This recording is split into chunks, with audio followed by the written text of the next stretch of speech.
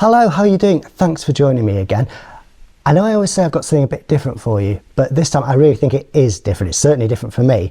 And the clue is probably here with this roll of Kodachrome 8mm movie film.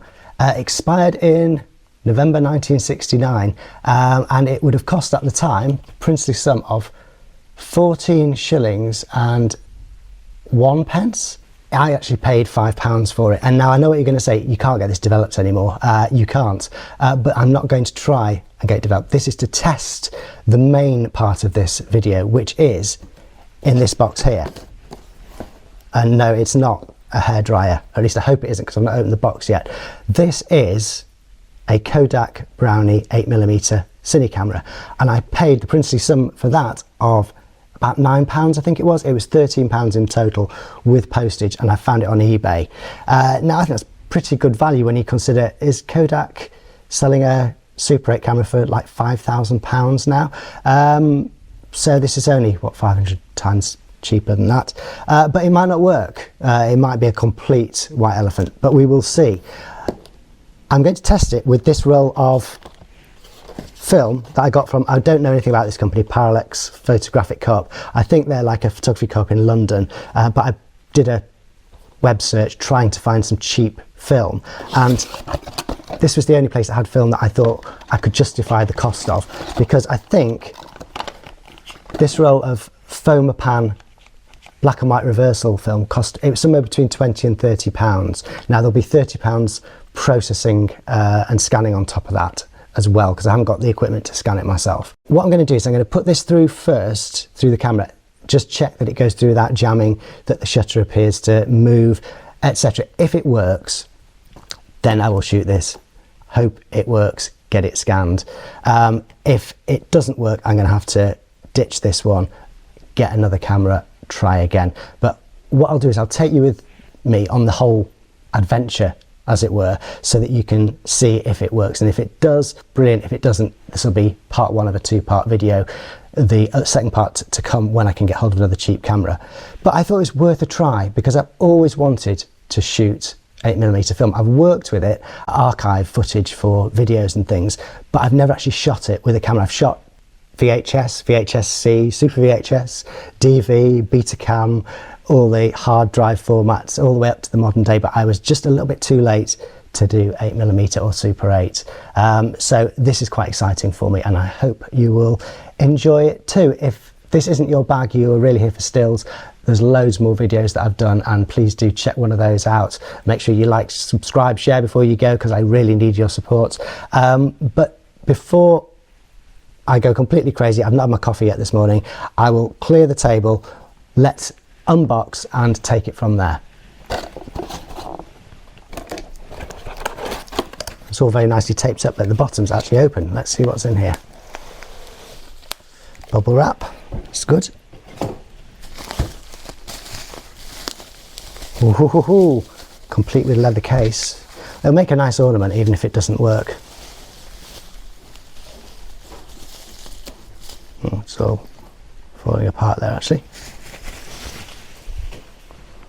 Right. No instructions obviously, but there are some available on the internet, so I've had a quick look through them. Wow.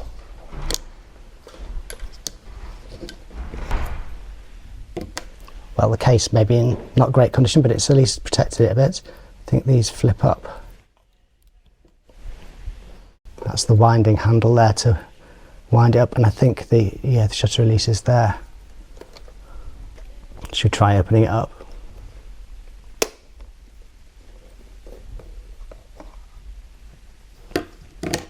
Oh, it's good. It's got the take-up spool anyway, because I was worried there might not be a spool in there. Film only half used. Yeah, great.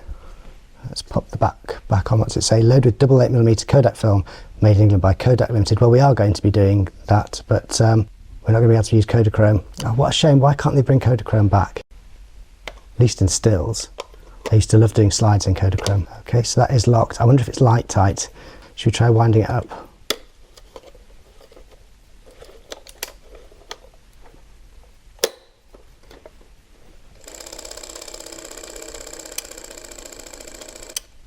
That seemed to work. Should we try it with the side open?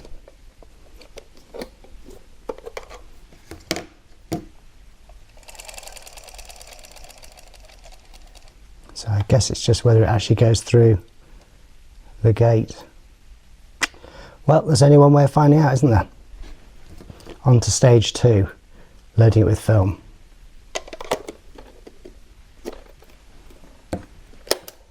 Kodachrome, the natural pairing, isn't it? It's amazing to think that people were doing this back in the 1930s, up to the 1960s. I think Super 8 came in and sort of killed this format off, but I've heard that there are things to be said for 8mm over Super 8. So yeah, interesting. What's it say here? 25 feet of double 8mm film supplied on this roll, intended to yield 50 feet of 8mm movies. Safety film, right. So inside we have a tin, which I guess contains the film. This is just so cool. Instructions in English, French, is that German? So instructions, and I think also in here, this takes me back. A prepaid envelope to send the film back for processing. Now, I actually bought one of the last rolls of Kodachrome slide film, and I went on holiday to Greece, and I remember posting it from Greece in the envelope to America, I guess, and then getting home to England and finding the box of slides waiting home. It was magic. I suppose we've got lots more home delivery things nowadays, and the magic of internet ordering, which is how I got all this stuff, except this, which came from a charity shop. But yeah, that really takes me back. And even if none of this works, it's kind of been worth the experiment just so I could hold a Kodachrome envelope again. I wonder what would happen if you posted that off. Very little, I imagine. Right. So we're going to open this roll of film. We'd have to worry about accidentally exposing it because, as I said, it's impossible to get it processed anyway.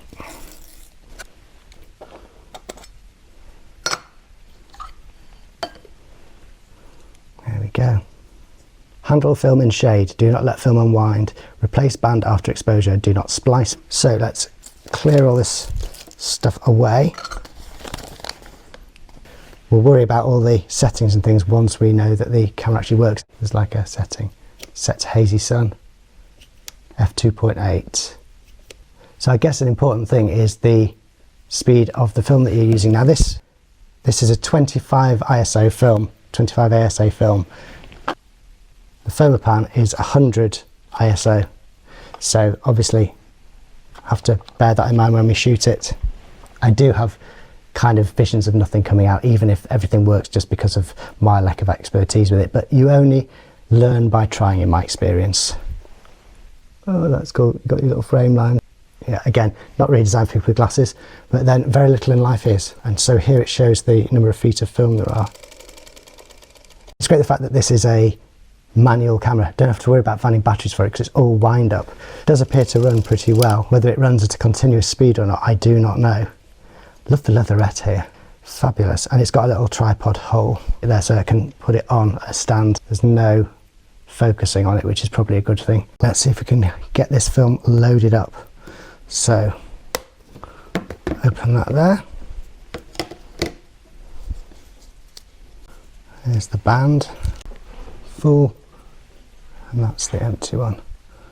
So first of all, give the winding key a few turns before you start to load so you can make sure the motor's not run down.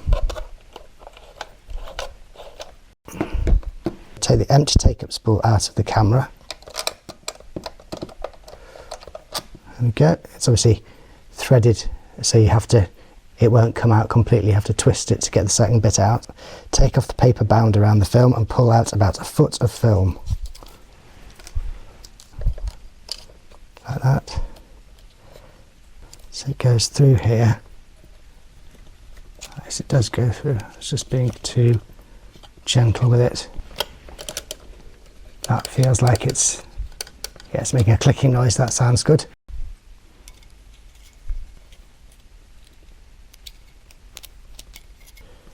Okay, so that looks like it's winding on okay.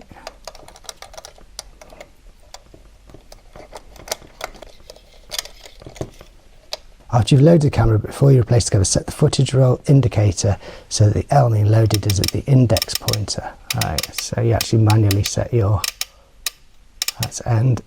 There we go. We are on L. Ah, yes, I've got it winding the wrong way. Actually worse, Swindon. See, this is why I wanted to test it first, because if this was actually my real film, I'll be wasting pounds as we go along. So I know what I've got wrong. The reel goes that way, clockwise, and I was loading it as if it was going anti-clockwise. What an idiot I am. There we go. Go. Back to L. There we go. Right, let's give that another try.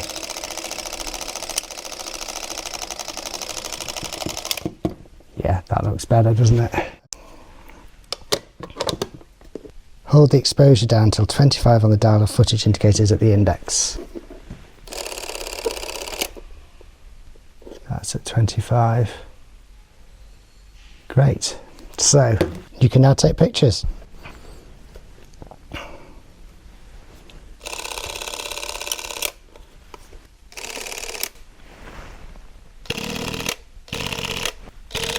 So I wonder how many minutes I get. So if it's 25 feet of film, and obviously you flip it, so you've got 50 feet of film.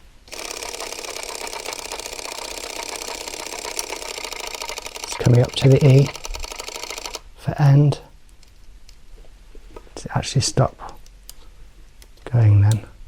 Well, it says E anyway. So I'm guessing the instruction would then say to flip it over, because it's split down the middle when it's developed. So you get twice the number of frames than you do on a 16mm, because apparently it's the same size, the film as a 16mm spool, it's just got different perforations. Okay, so I'll make sure there's a bit of wind in it. There we go. And yes, we are at the end. It was correct. Film on this spool is only half used, so we flip it over.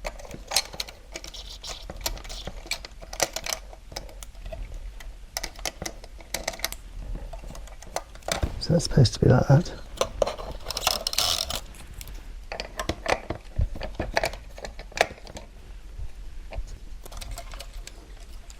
Do this a couple of times to get properly familiar with it, I think, before I actually run the proper film through it. So this should, does it only go in one way up? Yes, it does. That's why it's got to be that way up with the two facing up. Yeah, it says one and then two.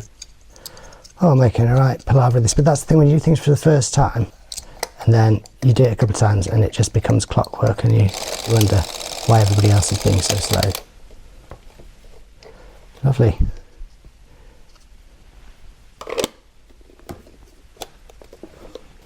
I can just see the shutter flickering, so hopefully it is exposing correctly.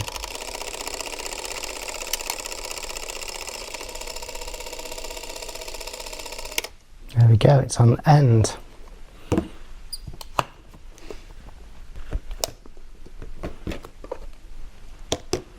And indeed, it is ended. There we go. We're back where we started. Pop that back on there.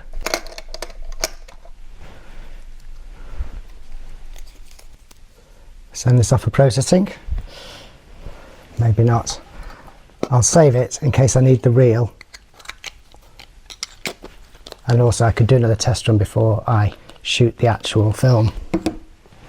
I can put in the Fomapan and shoot my first short film. What shall I do? Shall I actually come up with a little plot, or will I just be really disappointed when only a few of the frames come out, if any? Maybe I won't go to too much effort to start with. I'll just shoot a little home movie, and if that works, maybe I will create a masterpiece next time. Okay, let's cut to me either loading up or using the camera, depending on whether I film the reload, very shortly. Okay, so I'm ready to do my first shot here. I'm going to take a picture out over Stockport. You'll have seen it a million times, but not through this before. So what I'm going to do is take a light meter reading using the app that I use on my phone here, which is Lightmate. And I know that it's about 1/35 of a second is the exposure. I'm using 100 ISO film. So if I take a quick snap out of there with this, it's saying that I want to use f19. So let's have a look on here. f16 is as high as it will go. So we're going to go for f16 and hope for the best. 1,000, 2,000, 3,000, 4,000, 5,000. 1,000, 2,000, 3,000, 4,000, 5,000, 6,000, 7,000, 8,000, 9,000, 10,000. There we go.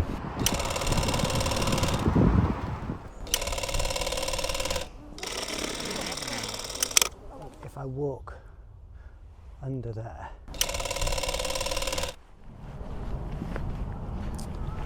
Right, so I have shot the entire 50 foot of film. Here it is in this little tin waiting to be developed, and that is the problem. I can't get it developed. I thought it was going to be simple to get this processed by a local lab, but no, looked online, can't find anyone that is willing to process this particular kind of R type reversal film. And maybe I need to keep looking. Maybe you know how to do it, in which case please do get in touch with me and I would be happy to talk about sending this off to you to get it done. But the only way that I can find at the moment to get it done is to buy the chemicals, and it's about 50 quid from Parallax, I think. I'd also need a new set of developing tanks. I'd need to learn how to do it, and I'm not quite up to that challenge right now. So I'm afraid that tin is going to go on the shelf and wait until I can get around to it, but I'm not going to quit. I've ordered a roll of black and white negative film from Analog Wonderland, and that is due to arrive in the next few days, and then I will go out, I will shoot it, I will get it processed. I've checked that I can get this, I think it's D97 process, done by an online lab. It will cost me slightly more than the £30 I was hoping for, but I've gone this far. I intend to finish the mission.